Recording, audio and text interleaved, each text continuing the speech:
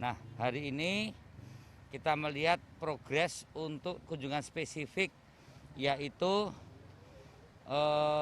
Pekanbaru Bangkinang, yang mana progresnya juga cukup bagus. Dari perencanaan 40 sekarang udah jalan 30.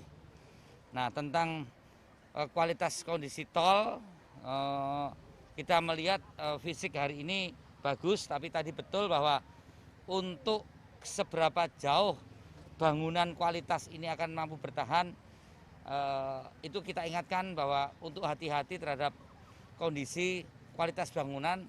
Apalagi tadi Direktur Operasional menyampaikan bahwa kondisi tanah di sini mempunyai karakteristik yang berbeda, ya, yang tentunya ini juga harus berakibat terhadap kualitas bangunan itu sendiri untuk jalannya, baik yang bertanah biasa maupun ada sebagian tanah gambut. Ini yang saya kira yang membedakan ruas tol ini dengan Jawa. Maka konstruksinya itu juga betul-betul harus diperhatikan kualitasnya. Jangan kemudian disamaratakan, ternyata setiap jalan ruas antara Bakauheni Medan ini juga berbeda-beda. Itu menjadi catatan bahwa ada kualitas-kualitas jalan tol yang lebih bagus, ada yang lebih dianggap kurang bagus. Tapi sekali lagi bahwa perencanaan di dalam pembuatan jalan tol ini kita ada target maksimal, target optimal, dan target minimal. Kita harapkan pada target maksimal baik dalam ruasnya maupun dalam kualitas jalannya. Corrective action bagi jalan-jalan yang sudah jadi tapi ada kualitas buruk ini penting diperhatikan buat kontraktor, khususnya Utama Karya, mendapatkan tugas utama dengan ruas jalan Bakauheni Medan sampai Bakauheni Aceh ini perlu memperhatikan dengan melibatkan vendor-vendor. Trans Sumatera ini segera bisa dilaksanakan, diselesaikan. Dan bahkan tadi kalau dilakukan secara parsial gitu kan pertama dibuat jalan yang utama antar provinsi, dan kemudian ada sirip-sirip yang tentu ini menjadi penunjang terhadap visibilitas dari jalan tol. Dan yang tadi saya dalami justru supaya bagaimana jalan tol ini menjadi visible, menjadi ekonomis, karena supaya juga ke depannya tidak membebani terhadap APBN. Tidak hanya bergantung terhadap pemberian penyertaan modal negara, tetapi juga berkemampuan karena memang visibilitasnya bisa secara ekonomis dan tentu menguntungkan bagi korporasi. Oleh karenanya Utama Karya sebagai operator, ya, sebagai pemilik jalan tol tentu harus berpikir keras bagaimana mengintegrasikan dengan berbagai sektor sehingga tumbuh simpul-simpul atau tumbuh kawasan-kawasan industri yang itu menjadikan trafiknya menjadi memungkinkan mendukung terhadap keekonomisan jalan tol.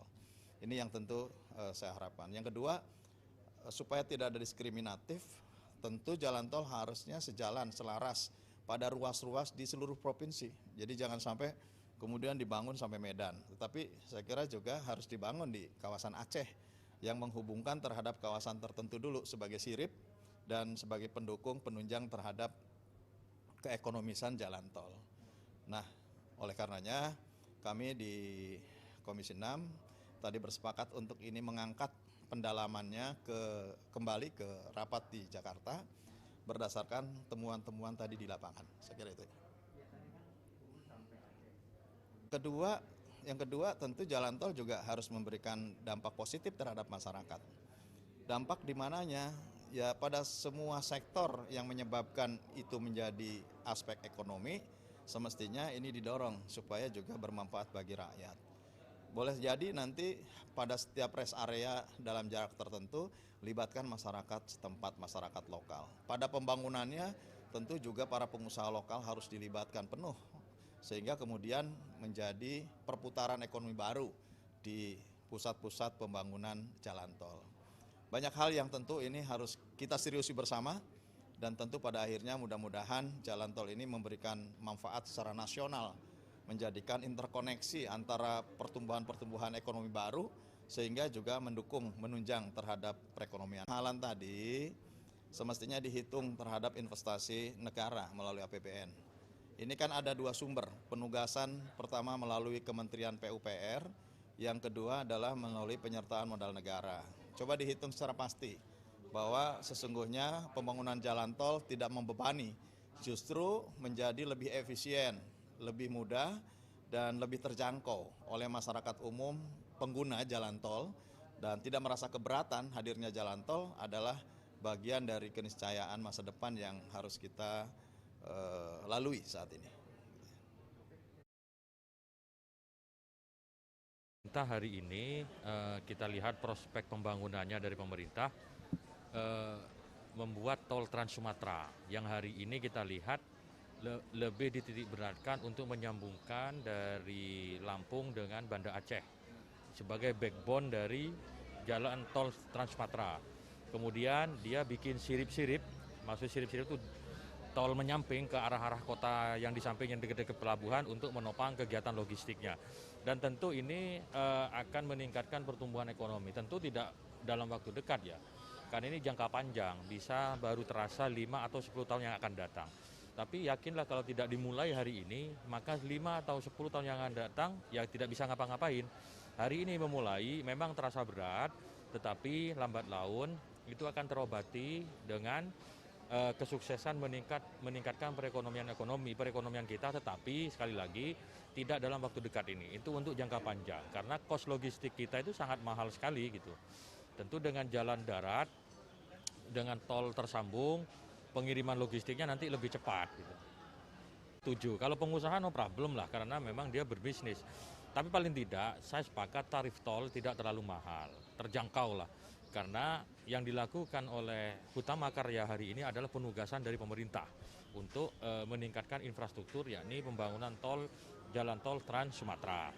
Maka kalau tidak terlalu mahal, nanti penggunanya akan semakin banyak, maka dalam waktu dekat, seperti saya sampaikan tadi, paling tidak dalam waktu 5 atau 10 tahun, itu sudah bisa kembali dan bisnis kita semakin berkembang.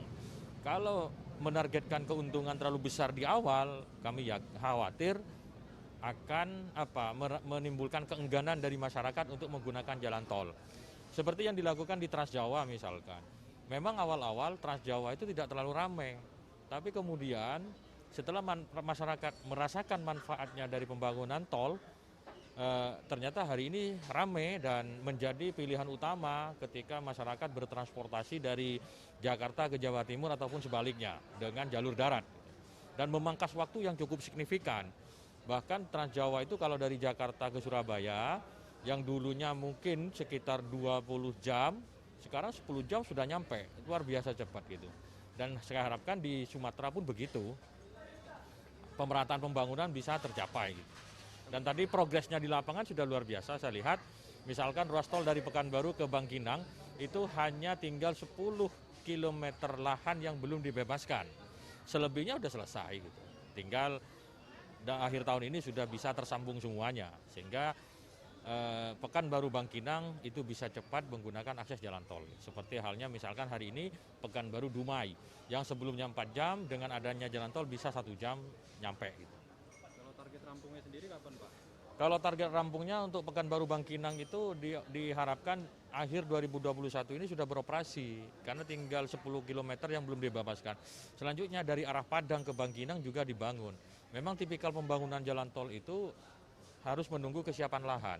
Lahannya sudah dibebaskan baru bisa dibangun. Sehingga terpotong-potong kayak tadi kan sepotong-sepotong gitu. Tapi progresnya sudah luar biasa lah.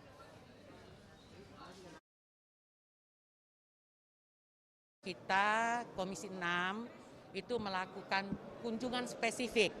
Kunjungan spesifik sebenarnya dalam rangka melihat perkembangan pembangunan Trans Sumatera. Nah, yang lagi dibangun ini kan sekarang ini adalah Riau ke Bangkalan. Sebenarnya Riau nanti itu sampai ke Sumbar. Sekarang sudah jadi Riau ke Dumai. Kita lihat manfaatnya luar biasa. Yang biasanya 4 jam jarak tempuh, sekarang cuma 1,5 jam, 1 jam 20 menit. Namun tadi kemarin kita itu mendengar ketika kita kunker itu hambatan-hambatan di lapangan, ya kan, bahwa memang kita masih punya masalah tanah, ya kan, masih lahan, ya kan, yang harus dibebaskan. Nah, kendala-kendala itu rupanya tidak hanya di sini saja, itu kendala-kendala umumnya di tempat di mana dibangunnya jalan publik, itu pasti ada kendala-kendala. Namun demikian saya pesan kepada Hutama Karya kemarin, karena ini banyaknya masalahnya ini adalah di hutan, seharusnya itu kan internal pemerintahnya, ya kan, departemen dan instansi, dan itu agar segera diselesaikan gitu. Kalau target pembangunan sendiri Bu, kapan Bu? Ya memang kalau Trans Sumatera sendiri itu masih jauh ya, masih jauh walaupun targetnya itu kan 2024 seharusnya jadi. Namun demikian sekarang ini baru dimasukkan itu, diselesaikan itu yang penting-penting dulu, jalur-jalur penting, jalur-jalur distribusi. Itu yang diutamakan dulu di dalam pembangunannya. Saya dan teman-teman anggota Komisi 6 dalam kunjungan kerja ke Provinsi Riau, kami kan sempat meninjau pembangunan jalan tol Trans Sumatera ya, yang dilaksanakan oleh Hutama Karya. Dan memang sesuai dengan informasi yang kami terima dari Direktur Operasionalnya, memang progres pekerjaannya itu sudah 40%. Nah menurut kami, infrastruktur jalan tol Trans Sumatera ini kan akan sangat membantu sekali. Nah kami juga dilaporkan tadi dalam rapat dengan Komisi 6 tadi bahwa target penyelesaiannya itu adalah di tahun 2021 Desember, khusus untuk Provinsi Riau. Nah jadi diharapkan dengan selesainya jalan tol Trans Sumatera di Provinsi Riau ini tentu akan mempermudah distribusi barang dan orang, terutama dari sentra-sentra ekonomi ya, dari satu tempat ke tempat yang lain. Nah, menurut saya ini sesuatu yang sangat penting sekali, dan sebagaimana yang menjadi juga prioritas dari pemerintahan Pak Jokowi. Nah ini kan diapresiasi sekali oleh Komisi 6, dan kami berharap penyelesaian jalan tol Trans Sumatera ini dapat diselesaikan mulai dari Sumatera Utara sampai ke Sumatera Selatan ya, dalam waktu yang sebagaimana telah direncanakan. Saya kira itu beberapa hal penting yang menurut kami dalam pengamatan kami sebagai anggota Komisi 6 itu yang merupakan perkembangan yang sangat positif sekali. Kalau tarifnya sendiri berapa Pak? Tarif apa nih? Tarif tol.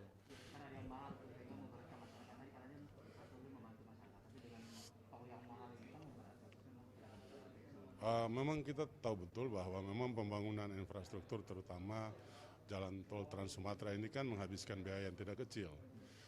Biayanya kan sangat besar sekali ya, puluhan triliun ya, bahkan diperkirakan ratusan triliun dihabiskan untuk pembangunan jalan tol Trans Sumatera. Oleh karena itu jika terkait dengan tarif tentu itu merupakan kebijakan dari pemerintah.